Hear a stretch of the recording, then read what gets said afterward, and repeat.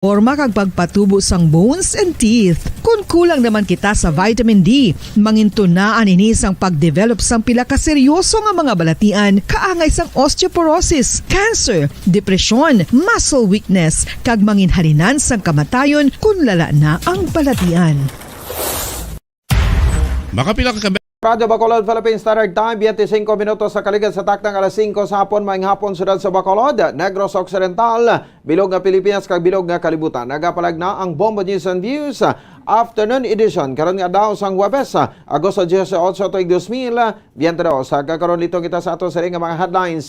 Bodega sa Pampanga nga ginadudahan ginataguan sa ginahord nga kalamay ginraid sa motoridad kaina sang aga. Linibo ka sinako sang kalamay nga nakitaan sa bodega sa Pampanga ginatumod pa kung smuggled o kon legal nga ginimport. Isa pagid ka bodega nga ginataguan sang kalamay sa Bulacan ginraid man kaina sang udto. District Engineer sang DPWH Bacolod City District Engineering Office nag-athag nga wala ginuntatan kundi ongoing ang road repair kag construction sa syudad. Zumba instructor sa Barwa sa Negaran ginpatay sa gwa sang isa ka hypermart kaina sang aga. Bata sang alkalde sang Calatrava nalakip sa alleged drug personalities nga nadakpan sa mga pulis nga nagagamit sang illegal nga droga kadungan sang bypass operation sa syudad sang San Carlos. Mga kabombo, inyo nabatian nato sa mga headlines. Kagaron lito na kita sa detalye sa mga balita kaupod sa inyo mga tag-balita. Bombo, Jairi de los Reyes. Kagako naman si Bombo Pon si Espino. Ginraid sang Bureau of Customs sang Buriga sang San Fernando City, Pampanga nga ginadudahan nga nagahord sang linibo ka sako sang kalamaya. Natumod sa operatiba ang sang BOC ang Buriga nga namtang sa New Public Market sa Barangay del Pilar. Ginmando ni President Ferdinand Bongbong Marcos Jr. ang raid sa Lison Building nga ginamtangan sa New Public Market sa San Fernando City. Ang BOC ang ginmanuan nga i-exercise ang iyang visitorial powers sa tanan nga customs sa bonded warehouse kag lantawon nga inventory sa imported agricultural products sa tinutuyo nga may bulaan kung mayara sang hoarding sang kalamaya. Na-confiscar sa operative sa Clark-based Customs and Intelligence and Investigation Service o kon CIIS kag Information and Security Service Quick Reaction Team ang sinako ka imported nga sugar nga ginasuspetsuhan nga ginahord gikan sa Thailand nga naka-stockpile sa sulod sang warehouse.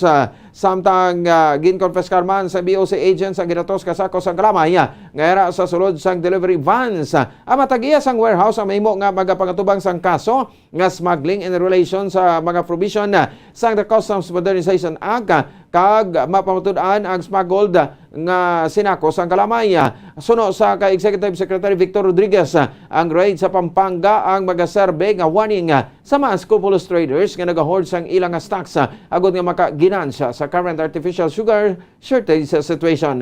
Santo sa mga report nga nagalabot sa Office of the Executive Secretary, 300 million pesos ang income sa mga traders sa sugar importation kag porsyon sini ang ginpain bilang lobby money. Samtang tumuron pa sang natungdan nga mga ahensya sang gobyerno kung legal nga ginimport o kung ginsmuggle ang sinako nga kalamay nga nasapuan sa warehouse sa New Public Market sa San Fernando City, Pampanga, kaina. Sa interview sang Bombo Radio kay Attorney Guillermo Tejeda III, Deputy Administrator for Regulations sang Sugar Regulatory Administration, ginpatigayon ang raid kagabi kag kaina ginkantuan sang SRA sang BOC DTI CIDG agud i-verify ang kalamay. Suno kay Tejeda, subject for verification ang kalamay kun ini ang imported. 120 kasakos ang kalamay nga yara sa bodega ang imported kag mayara man sang locally produced. Santo sa record sang SRA, wala sang registration documents sa SRA ang bodega kag ang tag-iya ang hindi man registered sa ahensya bilang licensed international trader. Suno kay Tejeda, nakadepende pa lang sa labeling ang pagdeterminar sang BOC kung imported ang kalamay, apang ini ang ipaidalom sang SRA sa laboratory analysis kung sa diin ini halin. Maghimo naman sila sa report sa pagpanguna sang BOC nga igapresentar sa national officials. Ipa-check na sa amon, no? Laboratory analysis na namon ang kalamay kung bala refined. May mga parameters man na kung ma-determine kung refined. Kag i-verify namon kung diinggid man sa nga country. Kaya kisa ba sige na packaging na repacking na sa mga trader. Pero ini nga, ang initial naman nga investigasyon niya, record naman sa SRA, bumbudan hindi ni sa trader, kag hindi registered warehouse, ang ara sa Pampanga kagina. Nabatian si SRA Deputy Administrator for Regulation Attorney Guillermo Tejeda. Isa pagid ka buriga sa Bulacan ang ginraid sa Bureau of Customs kag ang Sugar Regulatory Administration kay nasang udto. Sunod sa mga opisyal sa DTI kag DA 40,000 tubtob 42,000 ka sako sang kalamay ang hamtang sa buriga sa Bulacan.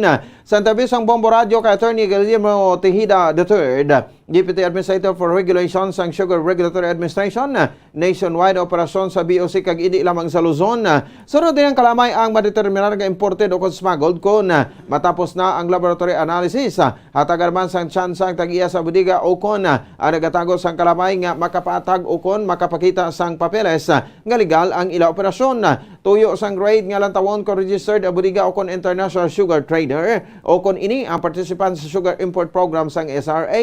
Kung hindi ini participant sunod kay Tida, ini ang violation sa pertinent rules sang ahensya. May nagakaigo naman nga procedure nga pagasundon agud nga matagan sang due process ang tag-iya sang kalamay. This is not yet conclusive. Okay. Of course, due process will dictate na gaan man yung na sansa nga maka-explicar. Pero manangani, initial ko nga istorya gina sa taga-DA, si ASEC Assiste, hambal na sa ako, though, it seems nga wala registration in nga warehouse. But it would seem nga hindi man trader, licensed international sugar trader, ining owner, no, Chinese citizen owner.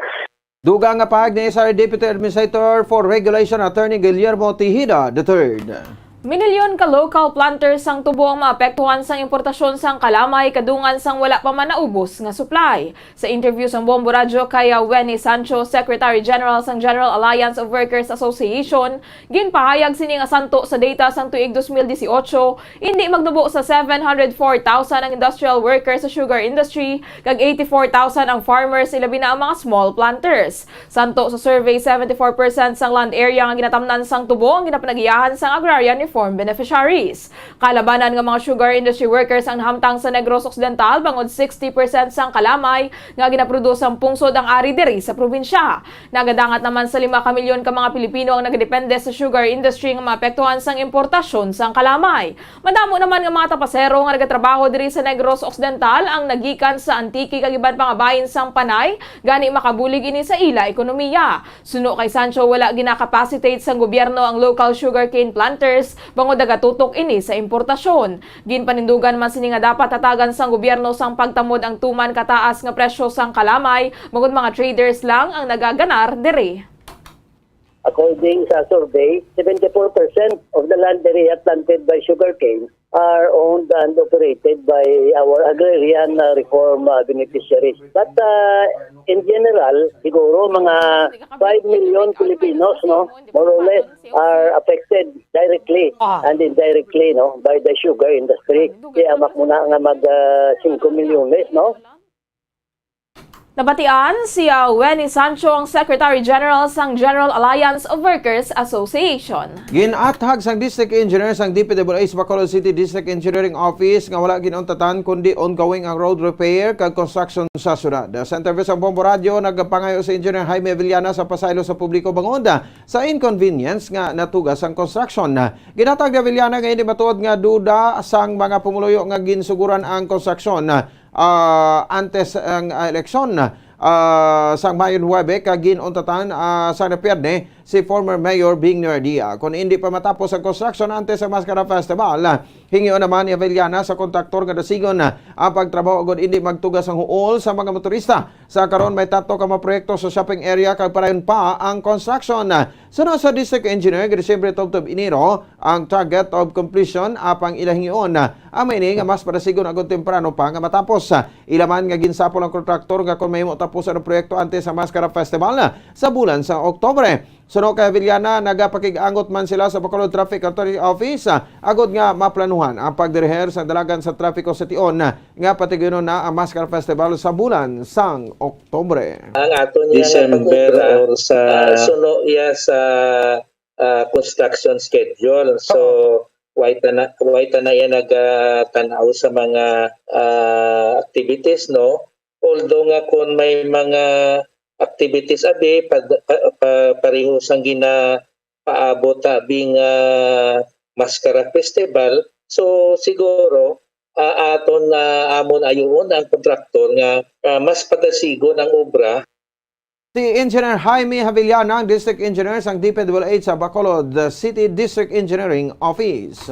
Samtang patay ang isa ka Zumba instructor matapos gintiro sa gwa sang isa ka hypermart sa Burgos Street, Barangay 4, Hinigaran, Negros Occidental, pasado alas 8 kaina sang aga. Suno kay Police Lieutenant Colonel Neserato Sabando, ang hepe sa Hinigaran Municipal Police Station, ginkilala ang biktima kay Clint James Tumasar, 34 anyos, kag residente sa Narawis, Hinigaran. Santo sa investigasyon, padulong ang biktima sa balalagyan sang cellphone sa Prince Hypermart sang hinali lang ang gintiro sang lalaki nga nagasuksok sang stripes nga t-shirt, shorts, kag nagasuksok man sang baseball cap. Bungod sa ulo na igo ang biktima galayon ani nga ginbawian sang kabuhi. Matapos ang krimen, nagsakay ang suspetsado sa motorsiklo kag nagpalagyo. Base sa initial nga investigation, ginsundan sang suspetsado ang biktima kag didto na gintiro. Padayon pang investigasyon agud matumod ang motibo sa krimen, bangod wala man sang previous criminal record ang Zumba instructor. Dinaril kagad sa ulo. Kailangan, isa ang suspect natin, isa lang. Ito, identified siya, pero kaya wearing stripes t-shirt, mayroon siyang Yamaha iniipot. Siya lang. Nandito sa report ko, sinundan siya papunta sa Galion Enterprises Hypermart. Papunta pa lang, further.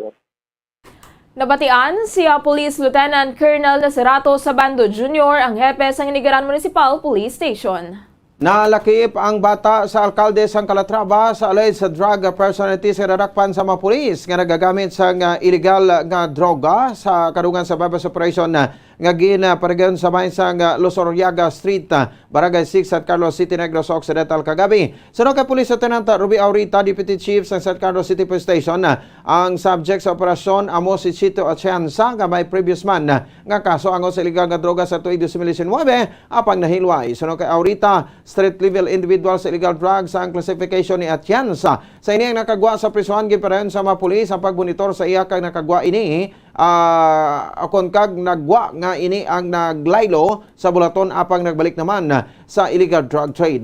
Kagabi nagmandilalagon na operasyon bato kay Atienza. Ira naman sa balay ni Atienza agod nga magamit sang shabu sa Nestor Era Jr. nga bata ni Mayor Marilyn Era sang Banwa sa Calatrava kag Rosalia Nemenso. Suno kay Aurita nakibot ang operatiba nga yara si Era sa balay niya ni Atienza agod nga maggamit sa illegal nga droga bagod wala ini sa drugs was this.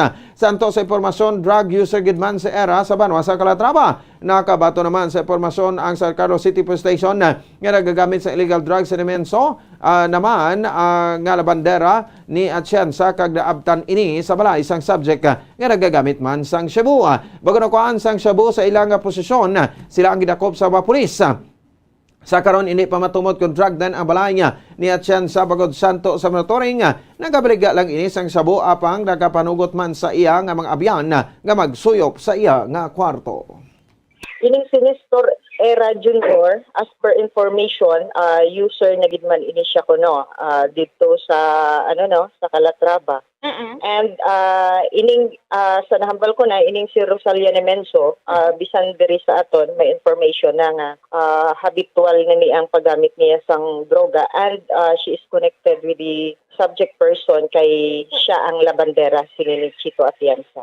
Si Police Lieutenant Ruby Aurita ang Deputy Chief sa San Carlos City Police Station. Dako pang magpakaisa sa drug bypass operation nga ginpatigayon sa Zone 4, Barangay Hilamunan, Cabangcalan City, Negros Occidental.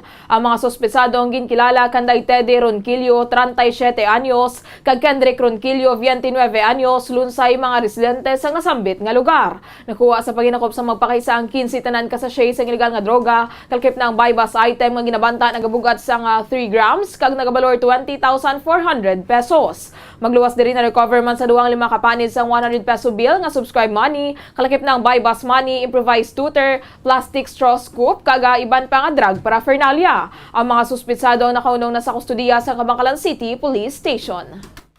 Dugang nga police report, arestado ang top 1 most wanted person nga may kagtanan sa illegal droga sa Sitio Tuburan sa Barangay Bulwangan, San Carlos City, Negros Occidental matapos nga ini ang giserbihan sang warrant of arrest kahapon sang aga. Ang suspetsado ang kilala nga si Restituto Discasiar Jr., 29 anyos, single kag residente sa nasabit nga lugar. Si Discatiar ang may kaso nga pagbiolar sa Section 7 kag Section 5, Article 2 sa Republic Act 9165 o kung ang Comprehensive Dangerous Drugs Act of 2002. Ang duha ka sentensya ang parehas nga gin-issue ni Honorable Judge Arvil Guyod Delgado, acting presiding judge sa Regional Trial Court RTC Branch 57 sang San Carlos City, Negros Occidental kag napitsahan na Hulyo 6, 2022. Ang akusado ang nakahunong na sa kuseriya sang San Carlos City Police Station agud na tubangon ang kaso. Kag sa katapusan nga balita sa Balita International, sa New Zealand tuman ang pagbunok sang ulan nga nagaka-eksperyensyahan sa karon sa New Zealand, kung sa diin ginalauman ang pagbubo sang ulan sa isa ka adlaw ang kaangay na sang volume sang ulan sa isa ka bulan. Suno kay Bombo International Correspondent Ty Drogasyon nagikan sa Asia o kung nagikan sa Asia, ang malain nga tiyempo ang nagalabay sa Australia kag ini ang low pressure area na sa pagsulod sa New Zealand. Bangod sa paglain sang tiyempo sumugod subong adlaw, wala na sang barko nga ginapanugutan nga makadungka sa mga port. Suno kay Drogasyon kahapon ang uli nga nagpasulod sila sang 4 ka barko, apang sumugod subong adlaw ang tanan nga mga barko nga wala pa nakadungka sa puerto. Ang mga pabilin anay sa lawod samtang ang mga yara naman sa pantalan ang hindi pa mapanugutan nga makalayag balik sa kadagatan. Sunod diri sila ang makabaton lang sa mga paandam tuoy sa pagulan sa ilang mga cellphones, apang ang bagyo nga may kabaskugon nga signal number 3 sa Pilipinas amo pa lang ang ginakonsiderar nga typhoon sa New Zealand. Samtang sa South Island, temporaryo naman naging pauntat ang mga trabaho kag nagpatigayo na sang evacuation kagabi bangod sa pagbaha. Samtang gin-deploy naman ang mga militar kag kapulisan sa lugar agud nga magbulig sa evacuation. Patag derogasyon nga temprano ang tikang sang gobyerno sa New Zealand agud nga isalbar ang livestock kaangay sa mga baka kag ang mga ini ang ginadala sa mas matag-as nga lugar agud mapanubo ang mangin kalitan sang pagbaha. Subong kundi grabe ulan ang ginexpecta nila nga ulan sa subong adlaw is sa south gid matupa almost 1 month nga ulan ang gina-expect nila sa isa ka adlaw. Kagabi pa lang nag-evacuate naman tong iba. High pressure sa Australia, so naglikaw tong ulan, nagrikta di pa naog sa New Zealand. Subong ang tanan nga barko nga pasulod, hindi na sila kasulod within 2 days. Nabatian si Bombo International Correspondent Ty Drogasyon direkta sa New Zealand. Mga kabombo, antes pa magkita magtakop, ato na panabalikan nato sa ring mga headlines. Budiga sa Pampanga nga ginadudahan ginataguan sang ginahord nga kalamay ginraid sa mga otoridad kaina sang aga. Linibo kasinakos ang kalamay nga nakitaan sa bodega sa Pampanga ginatumod pa kung smuggled o kon legal nga gin-import. Isa pagid ka budiga nga ginataguan sa kalamay sa Bulacan ginraid man kaina sang udto. District Engineer sang DPWH Bacolod City District Engineering Office nagatag nga wala ginuntatan kundi ongoing ang road repair kag construction sa syudad. Zumba instructor sa Banaw sa Negran ginpatay sa gwa sa isa ka hypermart kaina sang aga. Bata sang alkalde sa Calatrava nalakip sa alleged drug personalities nga nadakpan sa mga pulis nga nagagamit sa iligal nga droga kadungan sang bypass operation sa San Carlos. Inyo nabatian ang kabukusan nga pagbalita sang Bombo News and Views sa afternoon edition karon nga daw sang Huwebes sa petsa 20 o kon petsa 18 sa bulan sa Agosto tuig 2022. Kagami ang inyong mga tagbalita. Bombo Jairi de los Reyes. Kaga ko naman si Bombo Ponce Espino. Nagapasalamat sa upapodo pagkumati para sa pamansang radyo ng Pilipinas. Consistent overall, number 1 sa Bacolod. Basta Radyo. Bombo! Kag sa aton sa ringa Bombo News Analysis. Nga ginbasa ni Bombo Daniel Lecciones.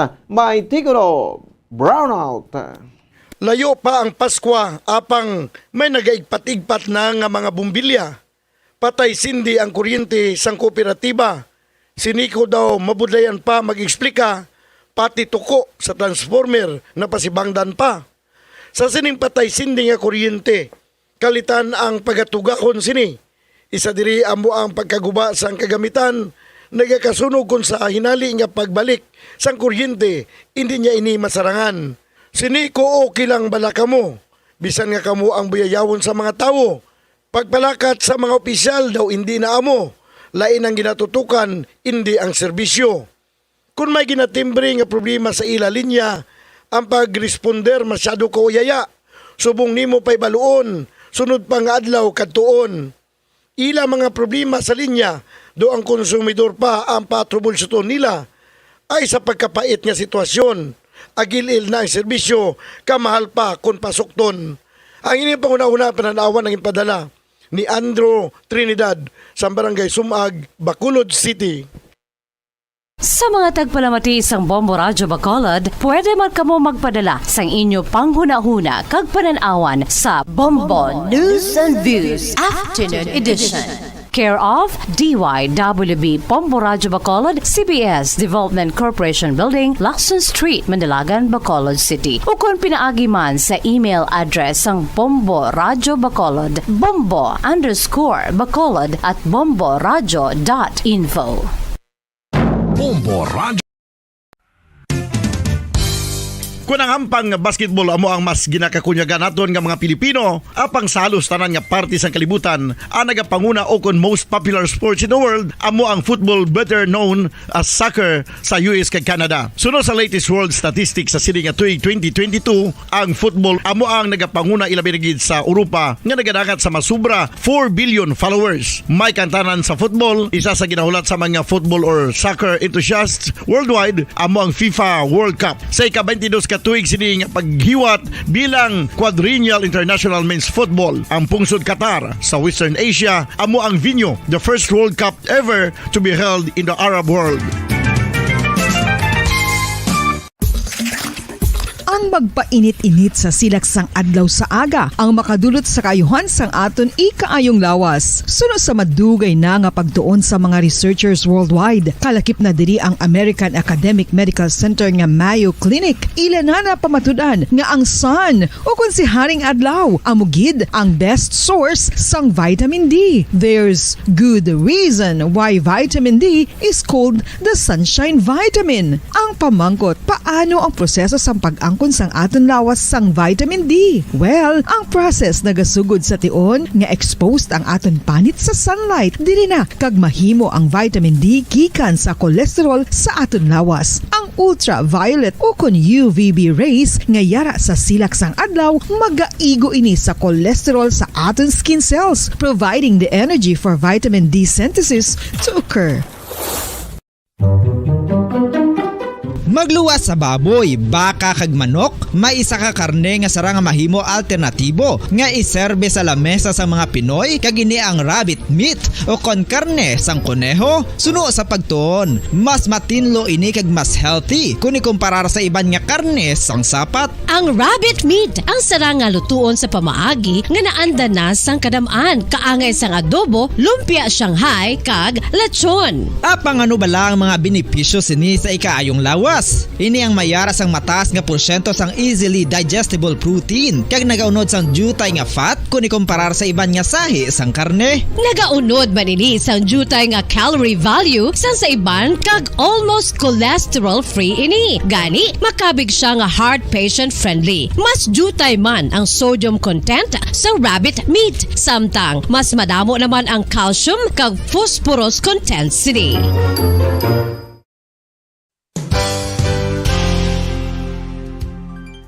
Nakaibalo-bala kamo nga ang bantugon nga simbahan sa Banwa sa Valladolid diri sa probinsya sa Negros Occidental nga ang Our Lady of Guadalupe ukon ang Nuestra Señora de Guadalupe ang mas magulang pa diin ang edad sini kung ikumparar sa amo nga banwa. Tuig 1852 sa gintukod ang kumbento kag simbahan sa Nuestra Señora de Guadalupe, walaw ka tuig antes pa man natukod nga mangin isa na kabanwa ang inubayan ang ngalan ukon pagtawag sadto sang Valladolid sang tuig 1860 sa sur nga bahin sang probinsya. Ang simbahan ang gintukod sa mga Recollect missionaries tubtub nga ginpatahong pagid ini kag ginpadako sa tong 1877 nga may baroque style nga fasad kag basic nave o kon central part sang simbahan sa pagpamuno ni Recollect priest nga si Father Carlos Ubida. Ang matahom na nga kumbento kag simbahan ang natapos antes pa man nagsugod ang pag-ibwal sang Philippine Revolution sa tong tuig 1897. Sa paglipas sang malawig nga tinuig, madamo naman nga mga renovations ang ginpadigayon sa sining nga simbahan tubtob nga natapos antes pa man mag-abot ang 20th century. Sadto ang isa sa nagapatahom sa Our Lady of Guadalupe Church amo ang tuman katupong sang tanan nga parte sang simbahan kag isa na diri ang original nga Doric columns kalkip na ang may design nga salog padulong sa matahom nga elevated nga altar. Ang dingding sang baroque style nga fasad sad sini nga simbahan human sa Coral Stones. Throughout all this, the Lady of Guadalupe Church has remained to be one of the most beautiful among all Negros churches.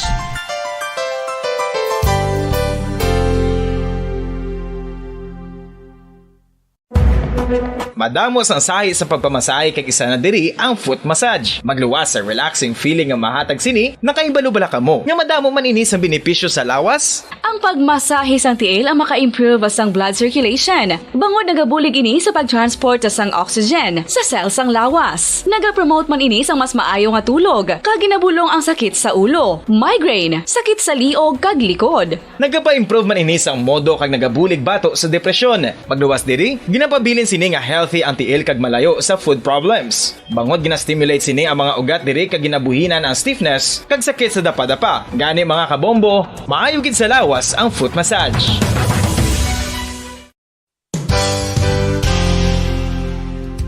Nakahibalo-bala kamo nga ang makitaan nga dako nga konkreto nga simbahan sa sudad sang Silay, probinsya sang Negros Occidental nga San Diego Pro Cathedral ang nahuman pagid lamang sadto sa Kawayan, Nipa, Kugon kag Amakan. Mga 246 na katuig ang nakaligan. Tuig 1736 sang gintukod ang parish sang Banwa pa lamang sadto nga Silay kag nagpatukod ini sang pinakauna man nga simbahan nga nahuman lamang sa light materials. Sa pagbulig sang administrasyon sa pungko santo nga Gobernador Silio nga si Alejo Severino kag sang pinakauna nga pari sa lugar nga si Padre Alijo Ignacio D. Molinas nga taga Pungsod, Espanya. Ginhingadlan ang simbahan nga San Diego Parish Church sunod sa ngalan santo sa patron sini nga si San Diego de Alcala nga isa ka Franciscan saint. Tuig 1841 sang ang isa naman ka parish priest nga si Father Eusebio Locsin ang nag-initiate nga bagatukod sang mas permanente nga simbahan nga nahuman sa bato kag kahoy.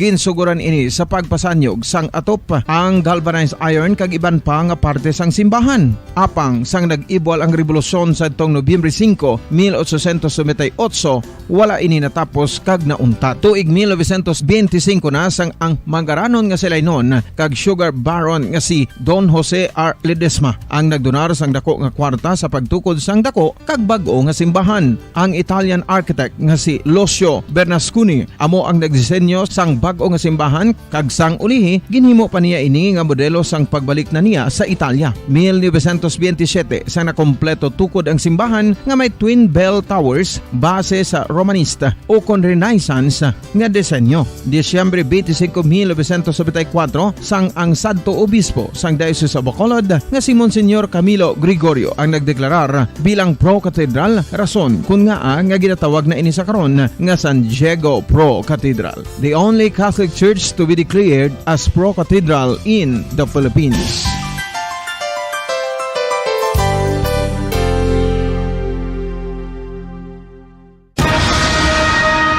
Ang pagpanipilyo ang isa sa mga pinaka-importante nga tikang. Agod mamintinar ang matinlo nga hygiene sa isa ka persona. Apang makapila-bala ka beses ini ginahimo sa isa ka adlaw.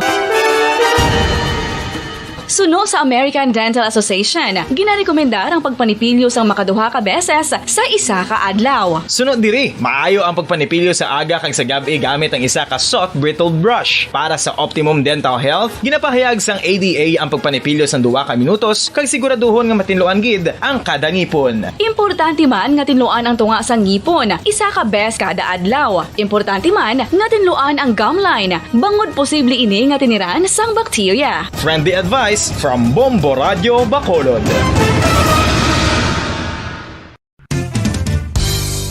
Ang 2022 FIFA World Cup natala na sa Nobyembre 21 tubtob Disyembre 18, 2022. 32 tanan ka mga teams gikan sa nakalinlain nga mga kapungsuran sa bugos nga kalibutan ang magapaindis-indis agud amo ang makakuha sang FIFA World Cup trophy nga nahuman sa Bulawan kag ginakabig bilang one of the most expensive trophies in sporting history. Nga sa karon nagabalor sang 20 milyones dolyares. Sa maragta sang sini nga hinampang, ang Brazil National Football Team amo ang may pinakadamo nga kampyonato nga nagdangat na karon sa 5. Samtang ang France amo ang most recent champion sa giniwat nga 2018 FIFA World Cup nga giniwat naman sa Russia. Ang vitamin D mayira sang madamo nga papel sa aton lawas. Essential ini sa pag-angkon sang good health. Ang mayor nga papel sang vitamin D amo ang pagsugo sa mga cell sa aton gut o kuntyan agud mag-absorb sang calcium kag phosphorus. Ang duha ka mga minerals nga importante sa pagpabilin nga makusog kag healthy ang aton nga tulan sa kalawasan. Buot silingon, ang vitamin D nagabuli gini sa pag-absorb kag pagpabilin sang calcium kag phosphorus sa aton lawas. Our heart, muscles and nerves also need calcium to function properly. Sabay naman sang phosphorus, ang main function sini among pagporma kag pagpatubo sang bones and teeth. Kung kulang naman kita sa vitamin D, mangintunaan ini sang pagdevelop sang pila ka seryoso nga mga balatian kaangay sang osteoporosis, cancer, depresyon, muscle weakness kag manginhalinan sang kamatayon kung lala na ang balatian. Makapila ka beses kung magpangapisa sa kadlaw, maghinay-hinay lang sa pag-inom sang kape bagod may ara ini sang ini mayo nga efekto sa lawas. Apang paano bala mibuan kung masobrahan na kita sa kape? Nahibaluan nga ang 400 mg sang caffeine o kung kapin-apat katasa sang brewed coffee sa isa ka adlaw ang makabig pa nga safe para sa pila ka mga healthy adults. Apang, dapat naman ini nga haganaganon kung makabatyag na sa mga sintomas nga nagapahibalo nga nasubrahan ka na sa kape. Ini ang ginalakipan sang pagsakit sang ulo, hindi makatulog, anxiety, kag masami nga ginanerbiyos kalakip na ang paglingin sang ulo, pagka-irritable, masami nga pagpangihi, pagpalangurog sang unod, kag pagdasig sang kuba-kuba sang dughan. Gani mga kabombo, hagan-hagan lang sa kape. Pamangkot, sino sa inyo ang may tanom nga saging nga saba sa inyo balay o kun uma? Kagkaangay sang halos kalabanan, paborito man bala ninyo ang saba nga saging? Nga wala labot pwede makaon kon fresh, luto o kon bisan hilaw, pinaagi sa pagtanok suni. Paborito ini naton nga snacks kun imuon nga banana Q, banana chips, crisp banana fritters o kun turon, namit man ini prituhon, plus ginahimo man ini bilang ketchup, banana ketchup. Kag ang luto nga saba, ginalunod ini sa mga potahe kaangay sang pochero. Yum yum! Well, sa mga utod naton dira nga hindi kumpleto ang ila adlaw kung hindi makakaon sang luto nga saging nga saba, good news! Bangod tuman kadamo gali ang makuha naton nga benepisyo sa pagkaon sang saba nga saging. Ang saging nga saba ang mahimo matawag Cardava banana. Gina-classify ini botanically bilang Musa acuminata ex balbisiana, isa ini ka hybrid cultivar nga native diri sa Pilipinas. Ginatawag man ang saba bilang praying hands. Bangod daw kaangay sang mga kamot nga nagapangamuyo ang kortes ni. Yari ang pila ka mga surprising health benefits nga mahatag sang saba nga saging. Number 1, manggaranon sa potassium ang saging nga saba nga kinahanglan sa aton lawas para sa pag-function sa mga nerve cells kag muscle cells. Kalakip na diri ang aton nga korason. Mas naton mabatian nga kung daw malupog ang isa ka tawo, magud nagapalang luya ang iyang nga mga tiil kag tuhod, ginapakaon ini sang saba nga luto. Ang Cardava banana naghatag man ini sang mineral nga importante sa pag-regulate sa aton blood pressure, fluid balance kag makapaayo man sa aton nerve and muscle function. Uy, agud nga mapaiway ang pagbatsyag sang muscle cramps kada tapos exercise, magkaon sang saging nga saba to avoid cramps. Manggaranon man ang saging sang vitamin C kag B6. Kalakip na ang magnesium, potassium kag magnesium rich nga saba banana makabulig sa aton lawas to regulate healthy heart rate besides lowering blood pressure. Ang isa ka tawo nga palakaon sang saba nga saging naganubo ang risgo nga magkabalatian sa korason. Sa karon nga may pandemic, mapuslanon gid ang pagkaon sang saba nga saging bangod napamatud-an nga makapaboost ini sang immunity bangod sang ginaangkon nga high concentration sang vitamin C. Sa pagpamahaw kun aga upod ang pagkaon sang saging, makapa-kickstart ini sang aton nga immune system kag makaamlig sang aton nga lawas batok sa mga infections. Dala na ang pagpabakod sang antioxidant sa aton nga lawas. Gani wala labot sang apple, mahimo man mahambal. A banana a day keeps the doctor away and does your body a bunch of good.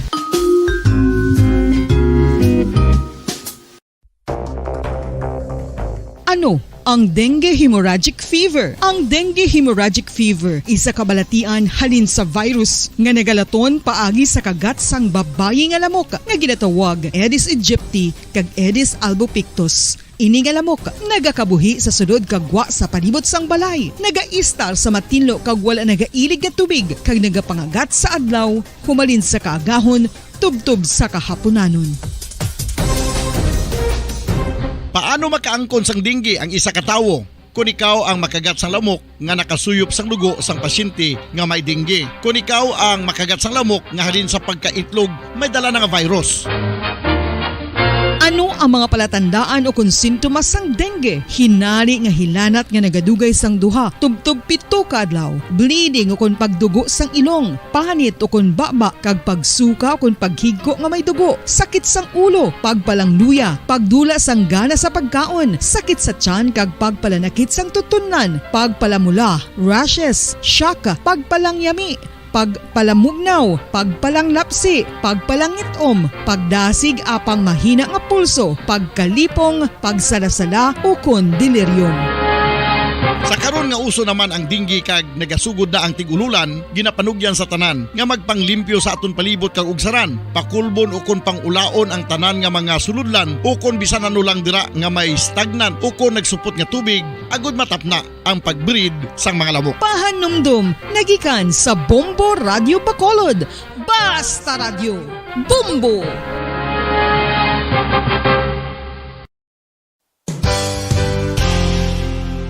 Isa sa mga makabig heritage churches diri sa probinsya sa Negros Occidental amo ang Our Lady of Peace Church o kun Nuestra Señora de la Paz nga yara makitaan sa Dalan La Paz, siyudad sang La Carlota. 1870 sang ang ini nga simbahan isa lamang sadto kakapilya nga nahuman sa Kugon kag Kawayan. 1873 sang si Father Eustaquio Casgaro amo ang nagpungko bilang pinakauna nga pari sa Banwa pa lamang sadto nga La Carlota, tubtob nga ringin parokya na gid ini sadtong 1876. Sang pagkasunod nga tuig 1877 sang nagpungko naman si Father Andres Torres bilang first Recollect Parish Priest sa amo nga simbahan. Si Father Torres amo gid ang nagsugod kag nagsupervise sang pagtukod sang dako na nga simbahan sa Romanesque architectural design nga nahuman sa red bricks gikan sa Banwa pa lamang sadto sang silay kag puti nga coral stones nga ginkuha naman sa isla sang Guimaras. Gintapik ini nga mga material pinagi sa lime nga ginmixklahan sang itlog sang pato. Apang bangod sa natabo nga Philippine Revolution sadtong 1898 sa buong mundo, narito ng Bombo Network News Evening Edition.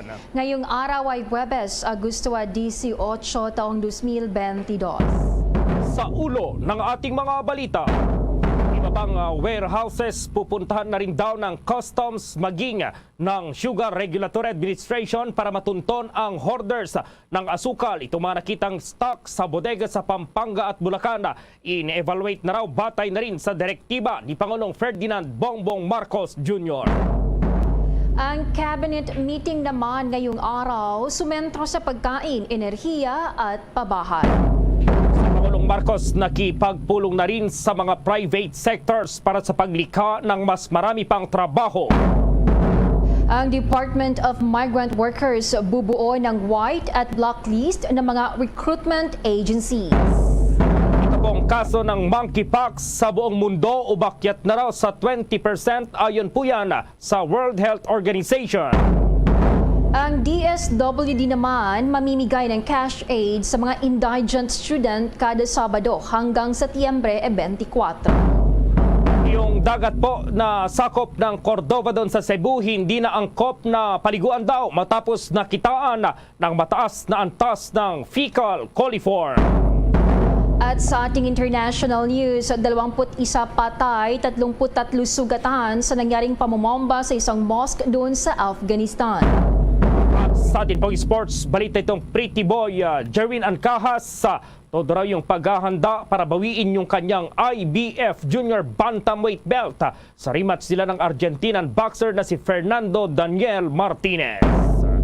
At live nationwide via satellite mula sa Bombo News Center Makati, kami ang inyong mga tagapaghatid balita. Ako si Bombo Jane Buna. At ako naman si Bombo Gerald B. Ulep, at ngayon sa detalye ng ating mga balita. Tatlong paksa raw itong tinutukan sa ginanap na cabinet meeting sa Malacanang ngayong araw. Sinabi po ni Press Secretary Trixie Cruz Angeles na kabilang dito ang mga inisyatibo ng Department of Agriculture o DA para sa seguridad ng pagkain o yung food security dito sa bansa. Nagkaroon din anya ng presentation si Energy Secretary Rafael Lotilla para sa sapat, accessible, maging itong abot kayang presyo po ng enerhiya sa bansa. Ikatloan niya sa natalakay ay ang panukalang pambansang pabahay para sa mga Pilipino mula sa inisyatibo ng Department of Human Settlements and Urban Development o DHSUD. Ayon po kay Cruz Angeles, hindi pa siya makakapagpalabas ng kumpletong detalye ng mga naging agenda ng cabinet meeting dahil may mga pag-revisa or inire-revise pa at pinaplansya pa sa mga panukalang inilatag kay Pangulong Ferdinand Bongbong Marcos Jr. Nakipagpulong si Pangulong Ferdinand Bongbong Marcos Jr. sa mga miyembro ng Private Sector Advisory Council sa Malacanang. Batay pa sa ulat ng Office of the President, tinalakay dito ang mga plano upang mas magkaroon ng mas maraming bakanting trabaho sa bansa. Nagrekomenda naman ang Private Sector Advisory Council sa Pangulo na patatagin at bigyan pa ng ayuda ang mga micro, small and medium enterprises upang makapag-inganyo ng mas maraming investors at makabuo ng mga skills para mas magkaroon ng workforce longer-term competitiveness. Batay pa sa pag-aaral ng National Economic and Development Authority, malaking bahagi ng mga pinagkukunan ng kabuhayan ng mga Pilipino ay ang mga maliliit na negosyo. Ang ilang mga may regular na trabaho ay pumapasok pa rin sa MSMEs para mapalaki ang kanilang maiuwing income sa kanilang pamilya.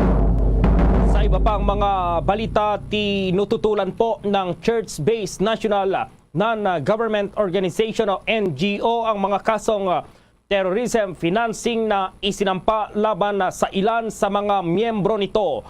Iginiit ng Rural Missionaries of the Philippines or RMP na isa sa mga nag-akusa ay napilitan lamang na tumestigo kapalita ng kalayaan ng kanyang naarestong ina. Nagsampa po ng kaso ang Department of Justice batay sa testimonya ng dalawang tinaguriang surrenderies at isa sa mga ito ay iniharap bilang dating miyembro raw ng New People's Army o NPA matapos kang arestuhin ng mga otoridad sa ang kanyang ina. Ang ilan sa mga miyembro ng RMP, kabilang na ang 4 na madre ay nasasangkutan po kinasuhan ng paglabag sa Section 8 ng Republic Act 10168 o yung Terrorism Financing Prevention and Suppression Act of 2012. Pinaparusahan ng probisyon ang sinumang magbibigay ng anumang ari-arian o pondo o serbisyong pinansyal sa mga tao o grupong kinikilala o itinalaga bilang mga terorista na may 12 taong hanggang 40 years na pagkakakulong at multang nasa pagitan po ng 500,000 hanggang 1 million pesos. Isang umano'y dating finance officer ng RMP at ng Northern Mindanao Region chapter nito ang umano'y nag-claim ng 60% ng pondo ng RMP para sa proyekto nito ay napunta po sa Communist Party of the Philippines o CPP at NPA na itinalaga ng Anti-Terrorism Council bilang mga teroristang grupo noong Disyembre 2020. Ngunit para po sa RMP, ang mga akusasyon ay bahagi ng diskarte ng gobyerno sa paggamit ng mga taong sumuko umano para tumestigo laban sa mga grupo tulad lamang po ng RMP. Yung mga iba pang warehouses daw pupuntahan din ng Bureau of Customs maging ng SRA para matunton ang hoarders ng asukal. Yung mga nakitang stock po kanina, yung mga nakitang asukal sa bodega sa Pampanga at Bulacan ay ine-evaluate na rin daw batay sa direktiba ni Pangulong Bongbong Marcos. At nasa linya si Bombo Dennis Hamito. Magkakasunod na pagpunta ng mga tauhan ng Bureau of Customs. Kanina ay sinasabi nga na raid, pero ngayon may paglilinaw ang Palasyo Malacanang, hindi raw ito raid, kundi ito'y paggamit ng Visitation Authority ng Bureau of Customs at ng Sugar Regulatory Administration. Layunin nito, Bombo Gerald, Bombo Jane, na matuntun yung mga responsable sa hoarding ng mga negosyante. At yan ay upang matiyak na sapat naman talaga yung supply dito sa ating bansa. Ngunit may ilang mga grupo at mga negosyante na sinasadyang itago yung supply ng asukal upang magkaroon ng temporary o kaya naman ay gawa-gawa lamang na shortage upang magtaas ng presyo at malaki ang kitain ng mga ito. Magkasunod nga yung isinagawang inspeksyon ng Bureau of Customs at yan ay sa bahagi ng Bulacan. San Jose del Monte, Bulacan yung isa, habang yung kabila naman ay doon sa San Fernando, Pampanga. Bahagi pa rin yan ang kampanya ng gobyerno laban sa mga hinihinalang sugar hoarders. Alinsunod yan sa direktiba ng Pangulong Ferdinand Bongbong Marcos Jr. at pagtalima naman ni Executive Secretary Vic Rodriguez, kaya't katuwang ang local authorities doon sa naturang mga lugar ay pinuntahan ang mga bodega na ito na naglalaman nga pala ng sako-sako na mga asukal, pati na yung iba pang mga produkto na mataan din sa naturang lugar. May cornstarch, meron pa nga mga pyesa ng motorsiklo, Bombo Gerald, at kabilang yan sa mga ini-evaluate. Nakita ng mga operatiba ng Customs Intelligence and Investigation Service, Enforcement Security Service ang tinatayang 25,000 hanggang 30,000 na sako ng iba't ibang klasifikasyon ng asukal, habang may hiwalay naman na nasa 42,000 mahigit na sako ng asukal sa panibagong warehouse na nakahiwalay dito. Nasa 215 million pesos ang value ng naturang mga asukal. At posibleng tumas pa kung isasama yung iba pa rito, Bombo Gerald, na hindi naman asukal. Yung mga nakasako rin, cornstarch, harina at iba pa, alamin yan. May evaluation na ilalabas ang Bureau of Customs hinggil pa rin sa kanilang mga natukoy doon sa loob ng mga bodega. Sinabi ni Secretary Trixie Cruz Angeles na asahan pa ang magkakasunod pa na mga pagpunta ng mga tauhan ng Bureau of Customs at Sugar Regulatory Administration sa ilan pang mga bodega dito sa ating bansa. Hindi lamang yan nakafocus dito sa Luzon o dito sa Metro Manila area at mga kalapit na lugar, dahil may mga tutunguhin din sa iba pang parte ng ating bansa. Kaya't yung mga hoarders ay dapat ilabas na nila yung mga produkto at huwag nang ibinbin para mag-normalize yung supply sa ating merkado, Bombo Gerald. At kung maaaktuhan nga na talagang itinatago nila yung naturang mga produkto, ay may karampatang kasong kakaharapin ng mga yan. Nilinaw din ni Angeles na ang hakbang na ito ay visitorial authority ng mga otoridad at pwedeng gawin anytime at yan ay nationwide na mga hakbang ng pamahalaan. Narito pang mga pahayag ni Secretary Trixie Cruz Angeles. Kaninang umaga nagsagawa ng raid, well hindi po siya raid, I apologize, nagsagawa ng exercise of visitorial powers ang ating Bureau of Customs tungo sa orders ni Executive Secretary Vic Rodriguez, tungo rin sa direktiba ng ating Pangulo na i-check ang mga warehouses para sa mga smuggled or hoarded na asukal. Kanina mayroon silang napadlock sa San Fernando, Pampanga. Nagkaroon ng on the suspicion or dahil may intel na na-receive ang BOC na ito ay possibly smuggled or suspected smuggled na asukal. At 10 o'clock this morning, nag-conduct po sila ng inventory at saka dumating din ang mga kinatawan ng DTI at ng Sugar Regulatory Administration.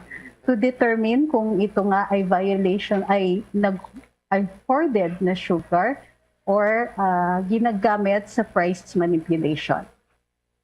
Na Bombo Gerald, Bombo Jane, ang mga hakbang nga na ginagawa ngayon ng pamahalaan at ipinaliwanag yan ni Secretary Angeles. So, wag na tayong magtaka kung may mga susunod pang mga aktibidad na kapareho nito ang isasagawa sa iba pang parte ng ating bansa. Bombo Gerald?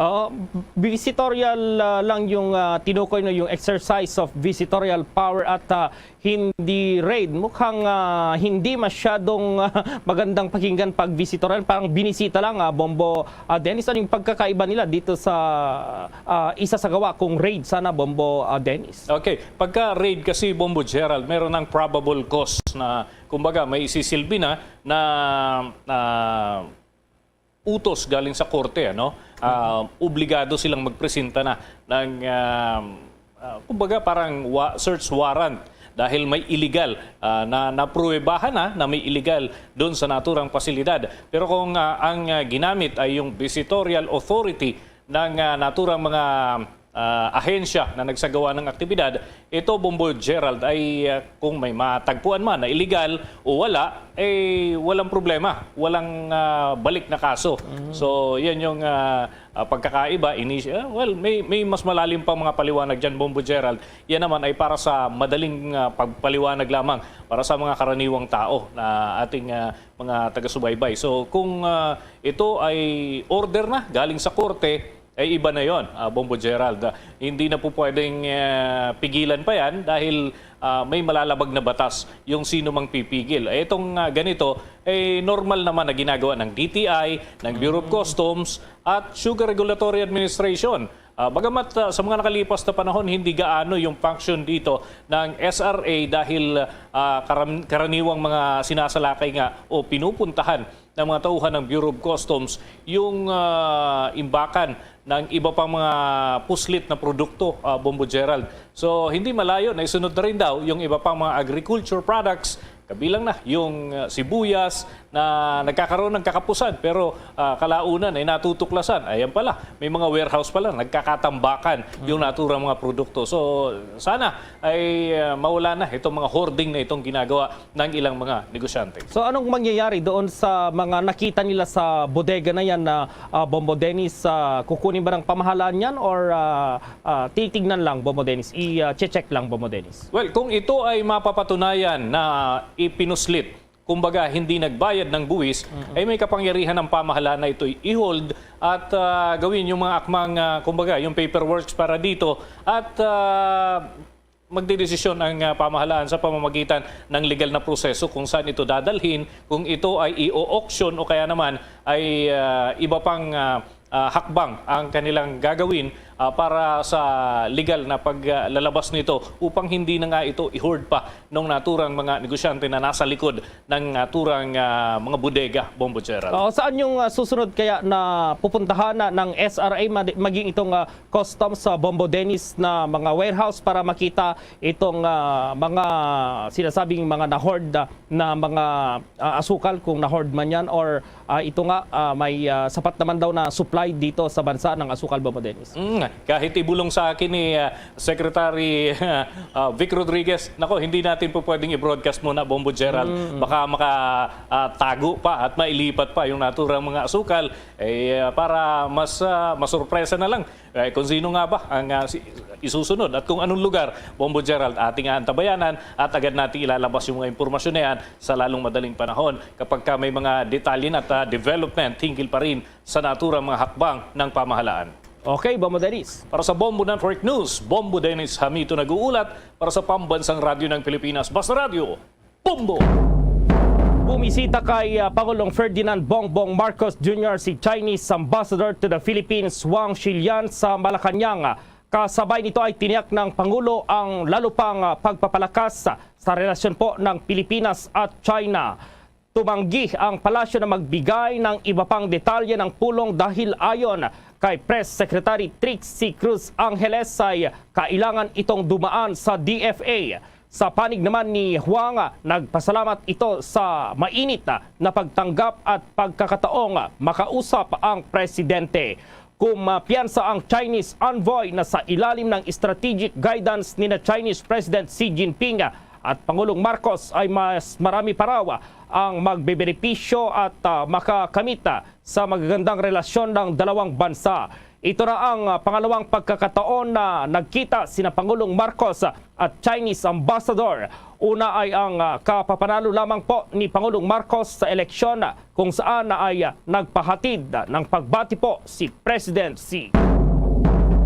Nakahanda na rin daw ang Philippine National Railways para yan sa pag-cater ng mga pasahero, lalo na mga estudyante sa nalalapit na pagbubukas ng face-to-face classes sa araw ng Lunes. Una rito, kasunod na rin ang isinasagawang board meeting ng PNR ay masayang ipinakita ng mga tauhan ng PNR ang mga facilities sa Tutuban Station sa inspeksyon na ginawa yan ni Department of Transportation Secretary Jaime Bautista. Isinagawa ang inspection upang malaman ang kalagayan at kondisyon ng istasyon. Lalo na sa University Belt ito at magbabalik eskwela na ang mga estudyante. Kasama din ang Tutuban Station sa magiging major transit stop para mabigyang buhay at maisakatuparan ang North-South Commuter Railway Project. Ang NSCR ay ang 147 kilometers na riles ng tren na mag-uugnay ito sa Kalakhang, Maynila, sa Pampanga, sa Hilaga at sa Timog naman sa Laguna. Ang proyektong ito ay magkatuwang na isinasagawa ng Department of Transportation at the Philippine National Railways. Samantala, ikinokonsidera raw ngayon ng Commission on Elections o COMELEC na tapusin ang pagsasagawa ng lahat ng 18 plebisito sa buong bansa sa Enero at Pebrero sa susunod na taon. Ayon kay COMELEC Chairperson George Garcia, sa ngayon daw ay 6 na plebisito po ang kanilang pinaghahandaan, pero ang intended daw na plebisito na naging batas na ay nasa 14. Kaya naman nasa 18 pang plebisito ang kanilang gagawin sa iba't ibang bahagi ng bansa. Hindi raw nila kayang aksyonan sa ngayon ang pagsasagawa ng plebisito sa 18 area dahil sa paghahanda nila sa 2022 Barangay at Sangguniang Kabataan o yung SK elections. Kung maalala, nagsimula na rin ang pag-imprenta ng mga ito ng election paraphernalia noong Agosto 2 para naman sa mga sumusunod na lugar. Una, itong ratification ng pagbuo sa Barangay New Canaan sa labas po ng Barangay Pag-asa sa Alabel, Sarangani sa August 20, 2022 o sa Sabado. Kabilang na rin dito ang ratification para sa conversion ng Municipality of Calacas sa Batangas at gagawin itong component city sa September 3, 2022. Isa rin dito yung ratification sa paghati sa Maguindanao Province at gagawin itong Maguindanao del Norte at Maguindanao del Sur sa September 17. Kasama pa ang ratification sa mga merge, itong pag-merge ng 28 na mga barangay sa mga barangay at ang natitirang barangay sa Ormoc City sa October 8. Aminado naman si Garcia na kahit madali lamang daw ang pagsasagawa ng plebisito, pero posible namang magkaroon po ng tensyon dito sa isasagawang proseso. Dahil dito, nakikipag-ugnayan na raw ang COMELEC sa Armed Forces of the Philippines, maging sa Philippine National Police o PNP at Department of Education para siguruhin ang ligtas at mapayapang pagsasagawa ng plebisito. Nagpahayag naman ng suporta ang mga mambabatas mula sa Makabayan Block sa hirit ng Commission on Elections sa Kongreso na dagdagan ang pondo ng komisyon ng 3 billion pesos para mataasan nila ang honoraria ng mga gurong magbibigay ng serbisyo tuwing halalan. Ginawa ni na House Deputy Minority Leader and Alliance of Concerned Teachers Party List Representative Franz Castro, Gabriela Representative Arlene Brosas at Kabataan Representative Raul Manuel ang kanilang posisyon kasunod ng apila ni COMELEC Chairman George Garcia sa Congress na dagdagan ang pondo nila ng 3 billion pesos. Sinabi ni Castro na suportado rin nila ang panukalang pagtataas ng honorarium para sa electoral board members na kinabibilangan ng mga guro dahil yan sa pagkaka-veto sa tax exemption ng poll duty pay. Para naman kay Brosas, muli naman daw inihain ang makamayan ng measure para siguruhin hindi na mararanasan ng mga guro ang tinawag nitong injustice. Una rito, sinabi ni Garcia sa House Suffrage and Electoral Reforms Panel na ang budget ng COMELEC na 8.4 billion pesos para sa barangay at sangguniang kabataan elections ay naibigay na sa poll body bago na veto ang tax exemption sa honoraria ng mga guro. Ang existing honoraria sa ngayon para sa mga miyembro ng Electoral Board at Electoral Board Chairperson ay nasa 6,000 pesos hanggang 10,000 pesos. Abangan mamaya itong Department of Migrant Workers daw bubuo na ng white at blacklist ng mga recruitment agencies habang yung kaso raw ng monkeypox tumaas siya ng 20% dito pa rin sa buong mundo ayon yan sa World Health Organization. Ang detalye ng mga balitang yan, abangan! Simula dati pa, favorite ko na magkape tuwing umuulan. At simula dati pa, favorite ko na ang Dunkin' Brewed Coffee. Kasi simula dati pa, its signature taste never changes. Kahit ilang tag-ulan pa ang dumaan. Simula dati pa, there's nothing like Dunkin' Brewed Coffee. At ngayon, sa pagpapatuloy ng iba pang pangunahing mga balita. Samantala, itong DMW, ang Department of Migrant Workers, mayroon daw bubuuin na itong tinatawag nilang black at white list para dito sa mga recruitment agencies. May report si Bombo Raymond Tinasa. Bombo Gerald, Bombo Jane, ito nga kasunod ng naganap na maganda. Actually ay medyo emosyonal na deliberasyon ng sesyon ng Senado kahapon kaugnay sa sitwasyon ng mga migrant workers o yung mga overseas Filipino workers, partikular sa bahagi ng Middle East. Nagkaroon yata agad ng reaksyon at kaugnay niyan ay bubuo na ang Department of Migrant Workers ng white at black list ng recruitment agencies batay sa kanilang pagsunod sa recruitment standards at mga prinsipyo. Ayon kay Secretary Susan Ople, ang white list ay ginabilangan ng mga ahensyang nagpakita ng consistent at mahigpit na pagsunod sa patas at ethical recruitment standards and principles. Magsisilbi raw itong guide para sa mga OFWs at foreign employers. Habang ang blacklist naman ay para sa mga foreign employers at recruitment agencies na na-blacklist dahil sa recruitment at labor violations, kabilang na ang severe exploitation at pag-abuso sa ating mga kababayang OFWs. Sa ngayon daw ay isapinal na ang posibleng ilalabas na itong listahan sa darating na linggo. Kahapon, naging sentro sa plenary session ng Senado ang mapaita na kalagayan ng mga OFWs, lalo na ang mga domestic helpers sa Middle East at pinabayaan lamang ng kanilang recruitment agency. Dito, napalutang ang posibleng mga solusyon sa mga pag-abuso na naranasan ng ating mga kabayang domestic helpers lalo na sa Kuwait, UAE at Saudi Arabia gaya ng one-strike policy sa mga illegal o pabayang recruitment agency o kaya total deployment na ang mga DH sa mga nabanggit na bansa. Kagaya ito ay nabanggit naman ni Senator Alan Cayetano na dating DFA Secretary kung ano kasalimuot ang kafala system sa Middle East na siyang ugat sa mga pag-abuso at problemang kinakaharap ng ating mga kababayan. Sa kafala system kasi, kinokumpiska ng employer ang travel documents, lalo na ang pasaporte ng OFW at ituturing na property o pag-aari na nila ang mga OFW. Na ito pa ang bahagi ng pagpapaliwanag ni Senator Alan Peter Cayetano. If itatago nila yung katotohanan na pera ang dahilan, kaya hindi natin tinitigilan ang padala. Di ba? At kung totoong yung napakalaking pera, kasi alam mo kung maliit lang yan, kung ang problema lang nung Kuwaiti ay tingin niyang tamad o tingin niyang hindi tugma o hindi akma sa kanya yung pinadala, No, meaning kung morning person siya, evening person yung pinadala, or gusto niyang luto, style Arabo, ang pinadala, style Spanish-Filipino, madaling pauwiin Pero hindi gumastos kasi ng malaki. So it's no excuse, di ba? Kahit gumastos ka ng malaki, hindi mo dapat saktan, hindi mo dapat abusuhin. But now you will understand why they start looking at them as property. Kasi feeling nila sa laki ng perang binayad nila, amin ka.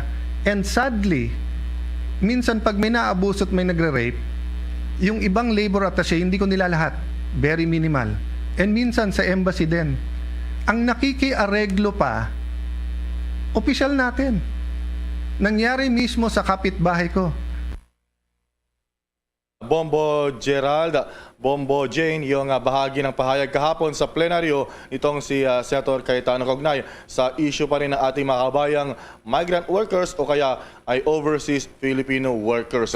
So yan, yung masalibot talaga yung Khalifa. I remember nung panahon pa ng dating administrasyon ay talagang kinukundina ito at ipinapanawagan na tanggalin na dahil ginagawang parang mga ay for sale yung ating mga domestic helpers, Bombo Gerald. Yung pang-aabuso, actually si Pangulong Duterte yung talagang nanggagalaiti dito dati, Bombo Raymond. So talagang mahalaga siguro na magkaroon ng mga tama yung black and white para dito sa mga agencies para talagang masala kung at okay yung pupuntahan ng ating mga kababayan, lalong-lalo ng mga OFWs na magtutungo sa Middle East, Bombo Raymond. That's right. Para lamang din sa ating mga kababayan na hindi masyado pang aware sa salitang kafala system.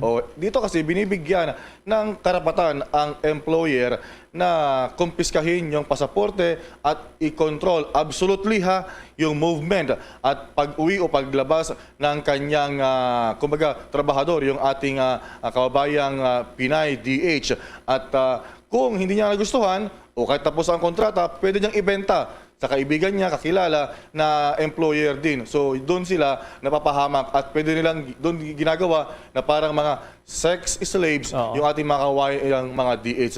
At tama ka dyan. So ngayon, sa Senado ay naungkat yung posible pinag-aralan yung gagawin na yung one-strike policy kapag ang isang recruitment agency ay nagpabaya sa DH o kaya domestic helper ay isarado na o kaya ay total ban na o deployment ban. Wala na ipapadala. Partikular sa 3 bansa tinukoy kahapon, yung Saudi Arabia, UAE at Kuwait. Buti may tugon ka agad dito yung Department of Migrant Workers, Bombo Raymond. At itong mga naaabuso, mayroon pa rin bang mga napapabalita, Bombo Raymond, na mga kababayan natin, marami pa rin ba yung mga napapabalitang naaabuso ng mga amo dyan sa mga lugar, yung mga bansa na yun, Bombo Raymond? Well, hindi na tayo lalayo, Bombo Gerald. I-browse lang natin sa ating mga followers sa Facebook at YouTube page natin. Ang daming mga OFWs na nagsusumbong sa atin. And even hanggang sa mga yon ay nagpapatuloy kasi dahil ang problema, kahit na kumbaga nakauwi na yung inabuso, after 1 month, yung same agency nagpadala kapalit doon sa same amo na nang-abuso ng baboy sa ating kababayan, Bombo Gerald. So abangan natin dahil itong hakbang ng DMW na hindi kaya naman mahihirapan itong ating mga kababayan, Bombo Raymond, na mag-apply abroad dahil mayroon ng mga inilatag na mga ganyang panuntunan yung black at saka white na yan, Bombo Raymond. Well, di bali nang mahirapan basta matiyak, may screen na safe at kontrolado ng ating gobyerno yung kanilang mga movement. Kaysa naman madali pero pagdating nila doon ay pariwara yung kanilang buhay, Bombo Gerald. Sa bagay. So abangan natin yan. Maraming salamat, Bombo Raymond. Para sa Bombo Network News, Bombo Raymond Tinazo nag-uulat para sa pambansang radyo ng Pilipinas, Basta Radyo. Bombo! Samantala, tumaas po ng 20% itong kaso ng monkeypox sa buong mundo. Ayon yan sa World Health Organization o WHO. Inihayag po ni WHO Director General Dr. Tedros Ghebreyesus na 7,500 na kaso ang naiulat noong nakaraang linggo Sa kabuuan, mahigit 35,000 daw yung kaso ng monkeypox ang naiulat mula sa 92 bansa po yan. Ang karamihan ng mga kaso ay patuloy na naitala sa mga lalaking nakikipagtalik daw sa kapwa lalaki o itong men who have sex with men. Ang pangunahing focus para sa lahat ng mga bansa ay dapat na tiyaking handa sila para sa monkeypox at upang ihinto ang transmission gamit ang epektibong mga tools sa pampublikong kalusugan. Kabilang na po itong enhanced disease surveillance, itong careful contact tracing, tailored risk communication and community engagement at risk reduction measures. Tulad ng karamihan sa mga viral na sakit, ang monkeypox ay maaring kontrolin sa pamamagitan ng mga bakuna. Isang bagay na sinasabi ni Ghebreyesus na mataas ang demand ngunit limitado po ang supply. Ngunit ipinaliwanag naman po ni Dr. Rosamond Lewis, ang technical lead ng World Health Organization para sa monkeypox, na ang bakuna ay hindi isang silver bullet. Ito ay dahilan kung bakit nananatiling mahalaga para sa mga individual na gumawa ng iba pang kinakailangang pag-iingat. Kabilang na po yung pagbabawas ng kanilang bilang po ng mga sexual partners at pag-iwas sa grupo o itong tinatawag na casual sex. Nilinaw naman ng mga eksperto na ang pagkikipagtalik ay hindi lamang ang paraan na maita-transmit itong naturang virus. Pakinggan natin po si World Health Organization Director General Tedros Ghebreyesus. More than 35,000 cases of monkeypox have now been reported to WHO from 92 countries and territories with 12 deaths. Almost 7,500 cases were reported last week, a 20% increase over the previous week, which was also 20% more than the week before. Almost all cases are being reported from Europe and the Americas, and almost all cases continue to be reported among men who have sex with men, underscoring the importance for all countries to design and deliver services and information tailored to these communities that protect health, human rights, and dignity. The primary focus for all countries must be to ensure they are ready for monkeypox and to stop transmission using effective public health tools, including enhanced disease surveillance, careful contact tracing, tailored risk communication and community engagement, and risk reduction measures. Yan po si World Health Organization Director General Dr. Tedros Ghebreyesus. Hindi naman papayagan ng Philippine National Police si U.S. Senator Edward Markey at iba pang dayuhang mambabatas na makipag-ugnayan kay dating Senador Leila de Lima kung bibisita sila sa custodial center ng pulisya sa Camp Crame sa Quezon City. Ayon kay Police Brigadier General Roderick Agustus Alba, ang hepe ng PNP Public Information Office, na papayagan nila si Mark at iba pang mambabatas sa Amerika na makipag-usap kay Lima kapag kukuha silang pahintulot mula sa mga judicial authorities, particular na sa mga korte na humahawak sa kanilang mga kaso. Anya, laging handa ang PNP Headquarters Support Service para magpresenta ng briefing para naman sa visiting delegation. Ang PNP ay magpapaabot din ng lubos na kagandahang loob at tulong sa dayuhang delegasyon mula sa Senado ng Amerika na titingnan ang mga kondisyon sa PNP Custodial Center sa Camp Crame na naaayon naman sa umiiral na mga alituntunin at pamamaraan sa mga pribilehiyong bisita sa facility ng detensyon. Gayunpaman, hindi kasama sa naturang accommodation ang direktang pakikipag-ugnayan sa sinumang person under police custody na nakakulong sa detention facility.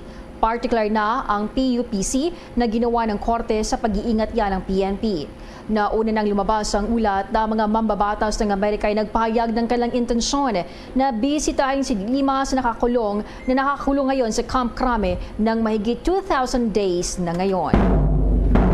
Samantala po, hinikayat ngayon ni Senator Risa Hontiveros si Pangulong Ferdinand Bongbong Marcos Jr. na ayusin ang malalang problema raw sa pamumuno sa Department of Agriculture o DA at magtalaga ng isang kalihim ng agrikultura na tututok sa pagpigil sa napipintong krisis sa asukal at iba pang mga produkto. Sinabi ni Hontiveros na ang kamakailang kontrobersiya hinggil sa hindi otorisadong kautusan ng Sugar Regulatory Administration ng SRA ay nagpapakita na kailangan ng baguhin itong istruktura sa pamumuno po sa DA at ang kaakibat nito ahensya, lalo na sa nagbabantang kakulangan ng pagtaas o kakulangan at pagtaas na rin ng presyo ng asukal sa bansa.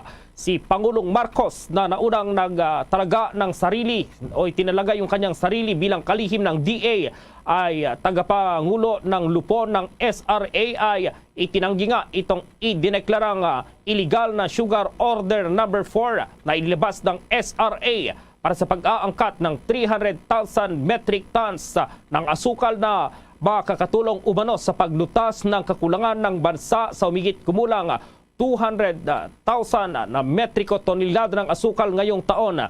Ilang opisyal ng SRA at DA naman ang nagbitiw na sa kanilang pwesto dahil na rin sa issue, kabilang si dating Department of Agriculture Undersecretary Leocado Sebastiana na lumagda sa kautusan bilang Chief of Staff ng DA Secretary. Inihayag naman ni Felino June Palafox Jr. makabubuti sa seguridad at kapaligiran ng paggamit ng aerial cable cars bilang pantugon sa traffic sa Metro Manila at ibang urban centers sa Pilipinas. Sinabi nito na future-proofing na rin sa malungsod ang cable car system na ginagamit sa ibang bahagi ng mundo bilang sagot sa pagsikip ng mga daan. Ginawa ni Palafox ang reaksyon tungkol sa paggamit ng cable car na huling iminungkahian ni Senator Robin C. Padilla nitong nakaraang linggo. Dagdag pa ni Palafox na matagal nang minungkahi ang paggamit ng cable car sa Metro Manila at may ginawa ng tourism plan para sa mga cable cars na mag-uugnay sa tourist spots tulad ng Boracay at Katiklan, Davao City at Samal at Ilocos, Cordillera. Idinagdag pa nito na bumaba ang kriminalidad sa lugar na gumagamit ng cable car kasama na ang Medellin sa Colombia. Doon tumaas din ang kita ng mga residente. Samantala yung minority bloc sa Kamara, todo na raw yung paghahanda dito sa nalalapit na budget deliberations at yung pre-budget briefing isinagawa na rin ng ilang vice chairman ng mga komite po, lalong-lalo itong Committee on Appropriations. Nasa Kamara si Bombo Annalise Soberano. Naghahanda na rin ang minority bloc sa Kamara para sa nalalapit na budget deliberations. Ayon kay Minority Leader Marcelino Libanan, nagpulong na sila sa minority bloc at nagkaisa na magiging isang responsible minority pagsapit ng budget deliberations. Bahagi nito ang pagkakaroon ng makabuluhan at hindi pa ulit-ulit na mga tanong pagdating sa pagbusisi sa budget. Bagamat 25 lamang anya sila sa minorya at halos 80 ahensya ang kailangan nilang busisiin ang budget ay magdodoble kayod sila. Oras naman na matanggap ang kopya ng 2023 National Expenditure Program ay saka niya sila maghahati sa kung anong mga ahensya ang tutukan ng mga miyembro. Hindi rin isinasantabi ni Libanan ang posibilidad na magkaroon ng hiwalay na budget briefing ang ilang mga ahensya para sa minority bloc. Pakinggan natin ang pahayag ni House Minority Leader Representative Marcelino Libanan. Kung anong nangyari noon, kung anong tradisyon noon, gagawin din ngayon. Maliban lang kung may mga kailangang baguhin. So kung may pre-budget briefing noon, so gagawin din po natin ngayon.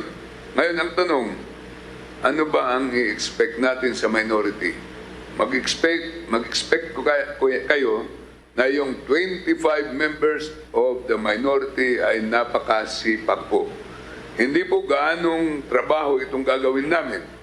There are about 80 standing committees of Congress, 28 subcommittees of the Committee on Appropriations.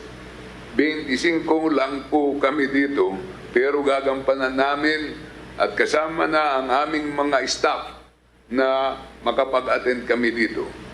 Kahapon po nag-usap-usap kami at hiningi ko po ang partisipasyon ng lahat na sumang-ayon naman unanimously. Ang makikita po natin, tinatawag na responsible minority. Ibig sabihin, pag nagtanong sa floor, pinag-aralan, hindi inulit-ulit, pero para ma-educate ang ating taong bayan. You would expect the members of the minority na magpahayag ng kanilang mga ideya at mag-scrutinize sa lahat ng mga proyekto dahil alam nyo, Congress works on committee system, tinatawag na committee system. Alam nyo, supposedly ang speaker, neutral yan, presiding officer ang speaker. He attends to the order of business and the day-to-day affairs of the House. Yan ang role ng speaker. Who sponsors the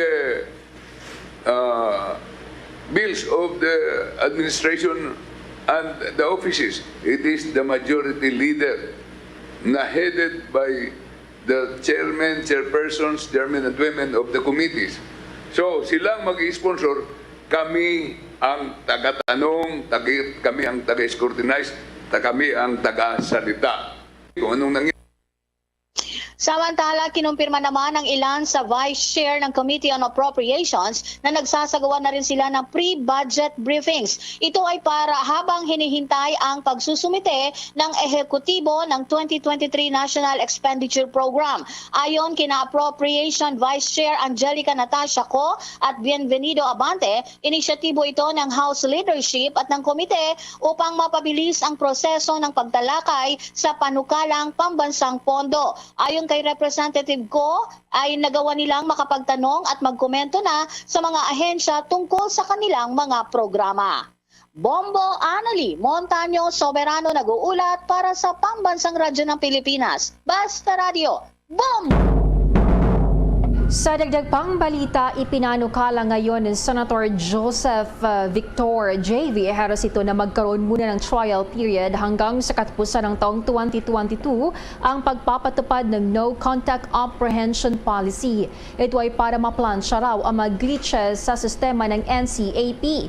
Base pa sa perspective daw ng mga alkalde sa Metro Manila, hindi raw kontra ang senador na chairman ng Senate Committee on Local Government sa NCAP, pero kailangan daw ay magiging perpekto ang sistema dahil baka hindi raw kakayanin ng mga motorista ang multa. Kung maalala, 5 alkalde ng lungsod sa Metro Manila ang naglabas ng kailang statement at nanindigang itutuloy ang pagpapatupad ng pulisiya sa kabila ng inihaing petisyon ng mga transport groups sa Supreme Court na humihirit ng temporary restraining order sa pagpapatupad nito.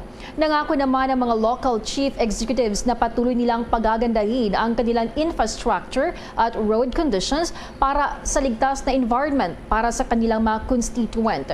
Kung maalala, nagpasaklolo na sa Supreme Court ang ilang transport groups para hilinging maglabas ang Korte Suprema ng temporary restraining order laban sa mga local ordinances na may kaugnayan si NCAP sa 5 lungsod sa National Capital Region.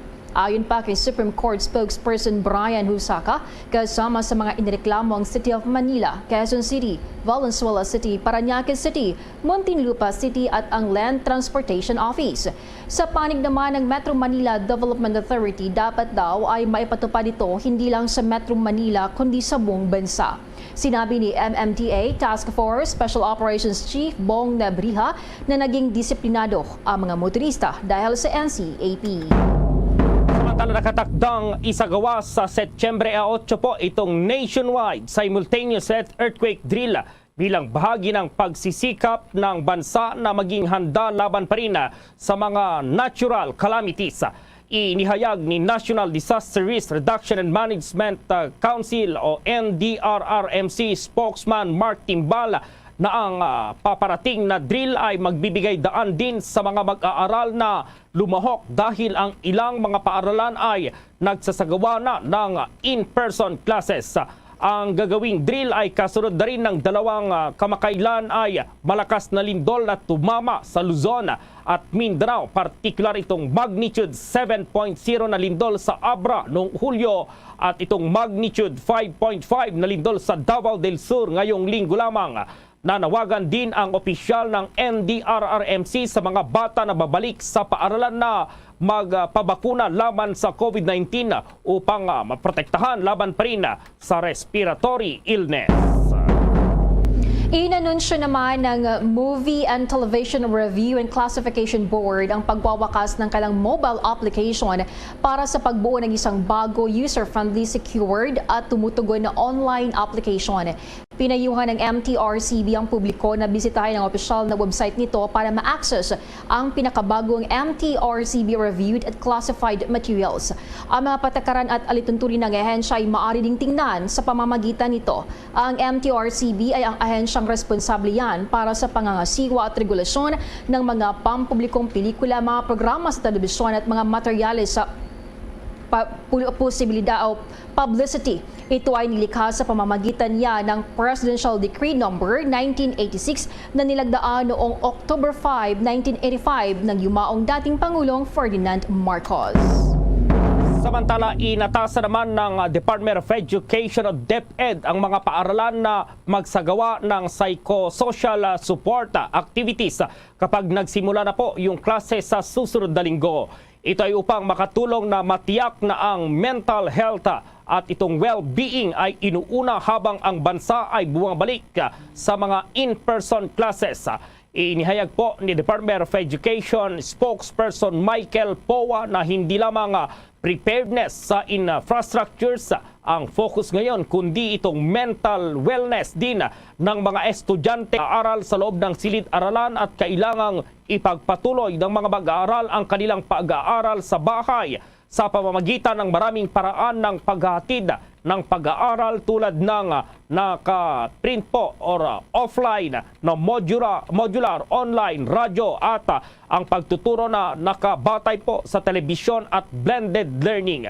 Ang mga aktibidad sa suporta sa psychosocial ay idinisenyo upang hikayatin ang mga bata na magtatag ng malusog na gawain at tulungan po silang kumonekta sa kanilang mga kaklase. Bagamat may iba't ibang paraan para magbigay ng psychosocial na suporta, ang pagsasagawa ng mga aktibidad sa libangan ay at pang-edukasyon tulad na lamang ng arts and crafts, itong pagkukwento, paglalaro, pati na rin ang pag-awit, mga instrumentong pangmusika at mga dance classes ay maaring isama sa panahon ng mga klase, lalo na po na para sa mga batang estudyante.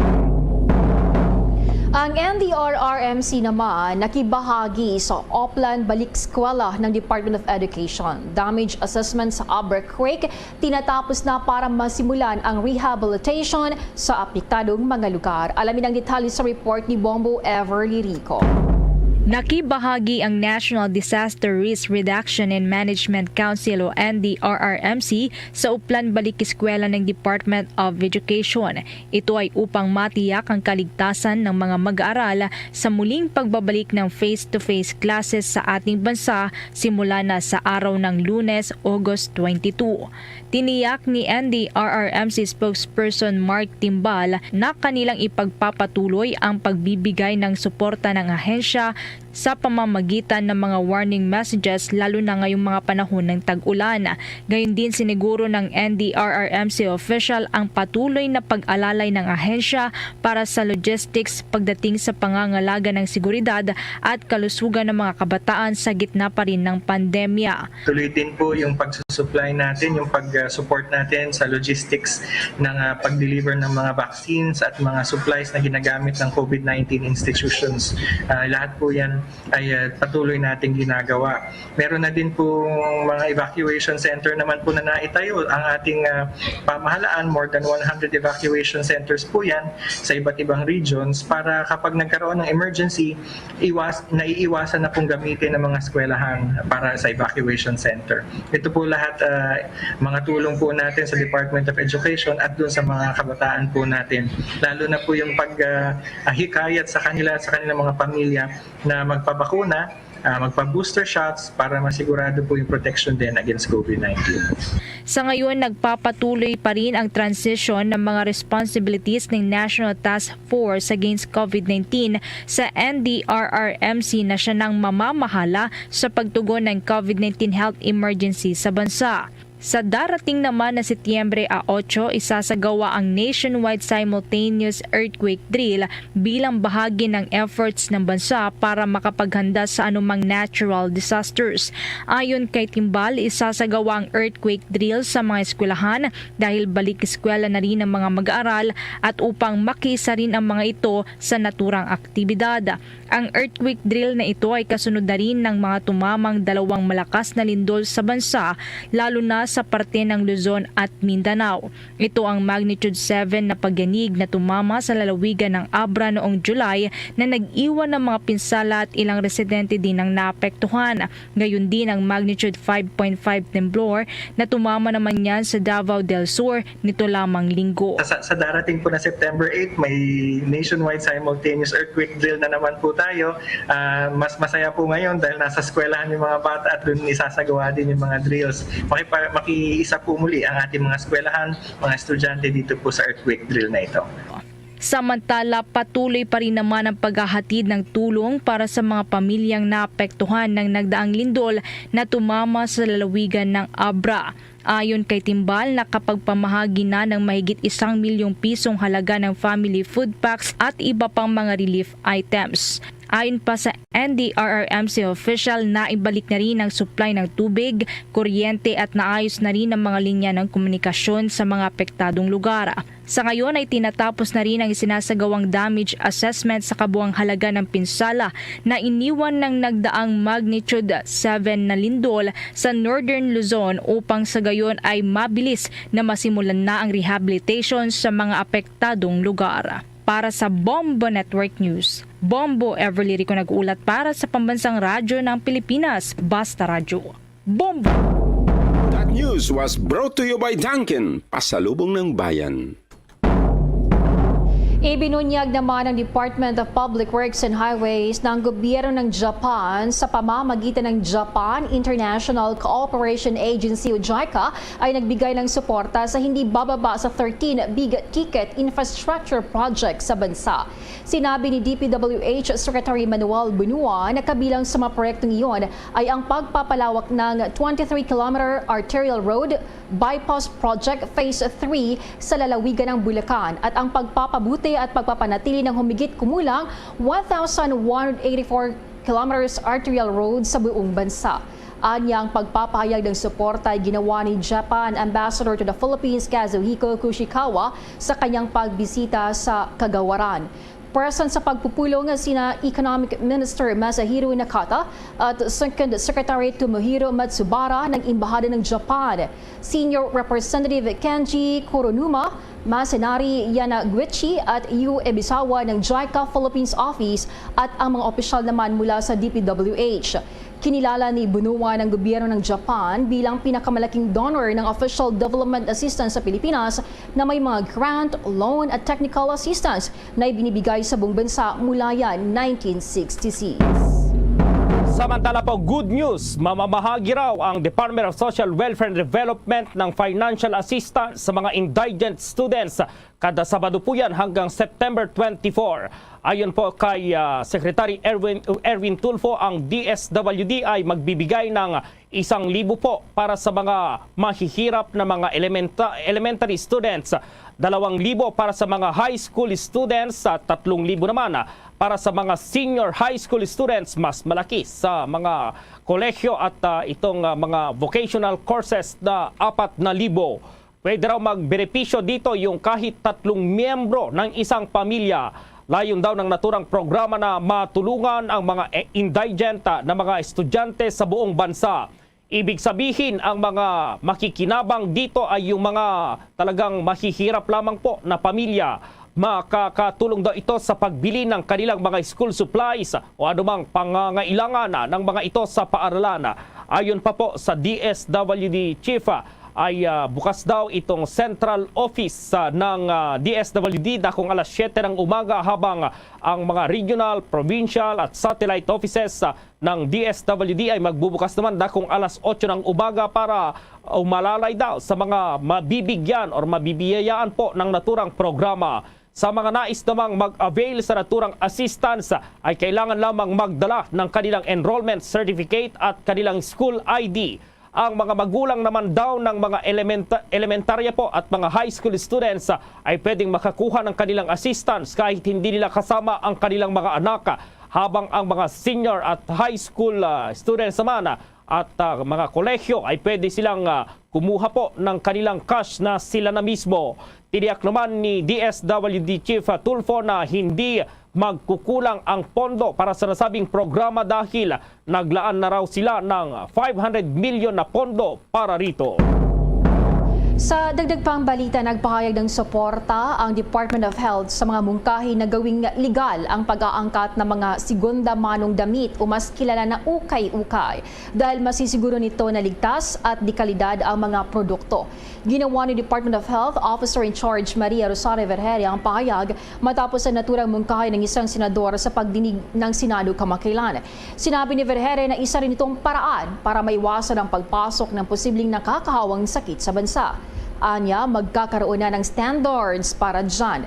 Dagdag pa nito na dahil lehitimo na ito, isasama na ito sa ating institutionalized system at magkakaroon ng standards para tingnan kung ito ay ligtas at dekalidad para sa ating mga mamamayan. Samantala, tunguhin na po natin itong mga balita po sa probinsya dahil itong dagat na sakop daw ng Cordova sa Cebu ay hindi angkop na paliguan matapos makitaan nga na mataas na antas ng fecal coliform. At report ang Star FM Cebu.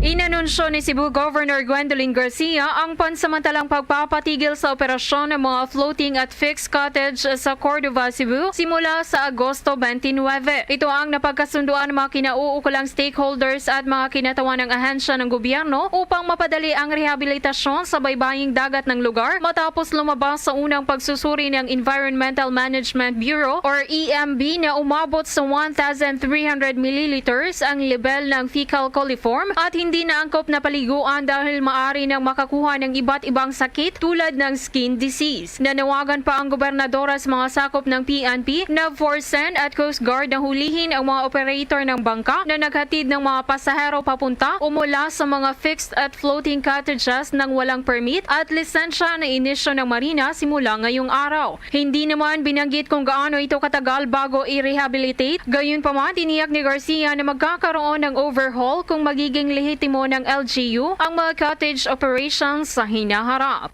Prohibiting the operation and use of illegal structures such as floating and fixed cottages within the defined foreshore area, mangrove zone, public beach zone, and municipal fishing zones of the municipality of Cordova with an order to cease and desist. Mula Star FM Cebu, para sa Bombo Network News, Star DJ Sophie Ember nag-uulat para sa Pambansang Radyo ng Pilipinas, Basta Radyo. Bombo! Bombo International News.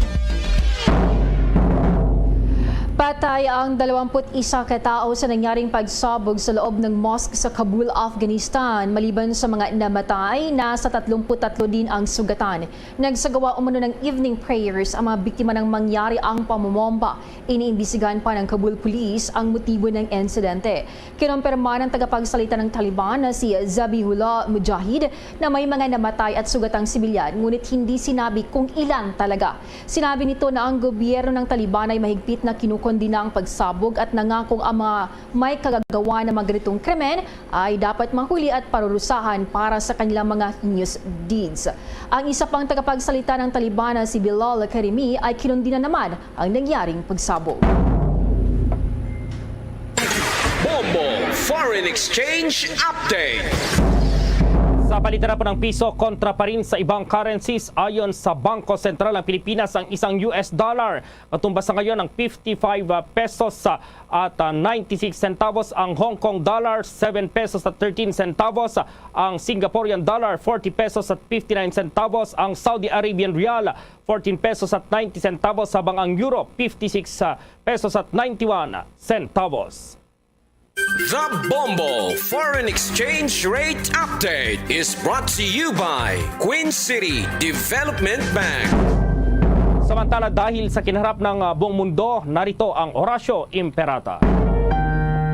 Merciful and compassionate Father, we confess our sins and we humbly come to you to find forgiveness and life. We come to you in our need to seek your protection against the COVID-19 virus that has disturbed and claimed many lives. We ask you now to look upon us with love and by your healing hand, dispel the fear of sickness and death, restore our hope, and strengthen our faith. We pray that you guide the people tasked to find cures for this disease and to stem its transmission. Bless the efforts to use the medicines developed to end the pandemic in our country.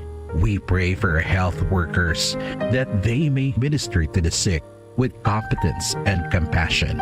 Grant them health in mind and body, strength in their commitment, protection from the disease. We pray for those afflicted. May they be restored to health. Protect those who care for them. Grant eternal rest to those who have died. Give us the grace in these trying times to work for the good of all and to help those in need. May our concern and compassion for each other see us through this crisis and lead us to conversion and holiness. Grant all these through our Lord Jesus Christ, your Son, who lives and reigns with you in the unity of the Holy Spirit, God, forever and ever. Amen. We fly to your protection. O Holy Mother of God, do not despise our petition in our necessities, but deliver us always from all dangers. O glorious and blessed Virgin. Amen. Our Lady, Health of the Sick, pray for us. Saint Joseph, pray for us. Saint Raphael the Archangel, pray for us. San Roque, pray for us. San Lorenzo Ruiz, pray for us. San Pedro Calungsod, pray for us. Luzon, Visayas at Mindanao maging sa buong mundo, yan ang kabuuan ng Bombo Network News Evening Edition. Live nationwide via satellite mula sa Bombo News Center Makati, kami ang inyong marakasamang naghatid ng mga balita. Ako si Bombo Jane Buna. At ako naman si Bombo Gerald B. Ulet para sa Pambansang Radyo ng Pilipinas, Basta Radio Bombo! Maramugid nga salamat sa Bombo News Center, oras sa Bombo Radio Bacolod, Philippine Standard Time, 5 minutos sa kaligid sa tak ng alas 7 sa gabi. May gabi sa